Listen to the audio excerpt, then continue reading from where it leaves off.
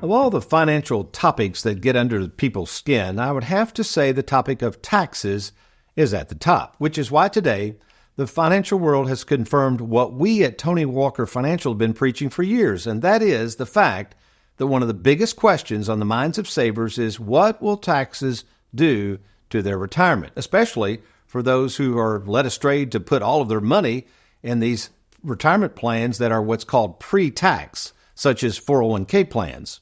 Then they discover that at some point they're going to have to pay the taxes owed, something I call the tax tumor. So let's consider what these three questions might just be that are on the hearts and minds of Christians who wish to know what the Bible has to say about the taxes we must pay to the government and the reaction to them. Number one, is a Christian obligated to pay taxes? Well, unless you enjoy wearing orange jumpsuits, the answer is this question is yes, you are, and I am. Just because we may not agree with paying taxes, since the law requires us to pay them, we have to pay them. In fact, this question has been around for 1,000 years, as evidenced by the religious leader in Jesus' day, who were too fed up with paying taxes and hoping Jesus would give them an excuse to avoid paying them. Check it out. And Matthew chapter 22, beginning in verse 17, where the crowd basically asked Jesus, is it lawful to pay taxes to Caesar or not? To which Jesus replies, not with an answer, but with a question. He basically asks, show me whose inscription is on the coin. Well, they answered, of course, that it was Caesar's, whose name and picture was on this man-made coin, which provides the obvious answer. Yes, you must pay the taxes to the one who makes the coins. It's no different then as it is today. Man made these coins, and it's the government who's going to ask for those coins in return. It's called taxes. That's just the way it is. Question number two for Christians to wrangle with when it comes to taxes.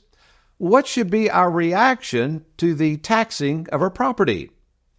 Well, to my surprise, I found the answer to this question in Hebrews 10:34 and 35, where it says that rather than pitching a fit when our money gets taxed to death, we who have placed our faith in the finished work of Jesus Christ are supposed to rejoice when they take our stuff from us. Now, I don't know about you, but I can't say that I've ever rejoiced when paying taxes, but that's what God says we are to do. And why and how can we rejoice when our money gets taxed? Well, as usual, for the answers to life's most taxing questions, we simply skip on over to verse 35, where it reminds us that we who have placed our faith in God are not to place our confidence in the temporary stuff that taxes are made of, but rather to place our confidence in the award that waits us in heaven. Heaven.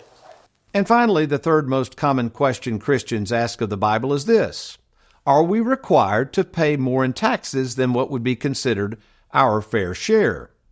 Funny, every 4 years, politicians start talking about paying our fair share, whatever that means. I guess according to this graphic describing our current tax system, what that really means in layman's terms is this: the more you make, the more they take.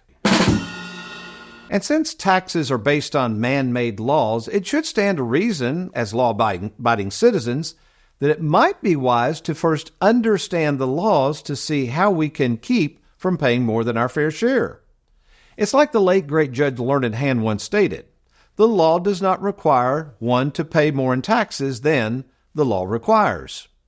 Unfortunately, since most savers and well-meaning Christians do not know the tax laws, they usually just pay whatever they're told to pay, but that's not what the Bible says to do. In fact, in Luke 16:8, it says that Christians are to be shrewd in the matter of dealing with money, which is a nice way of saying that if you're going to play the game, you better know the rules. And if we are following the rules, we can save on taxes, that is, if we know the laws, which is where we come in at Tony Walker Financial. Thanks for watching. We hope you enjoyed that video. If you'd like, check out these other clips, and be sure to hit that like button and that subscribe button for more videos.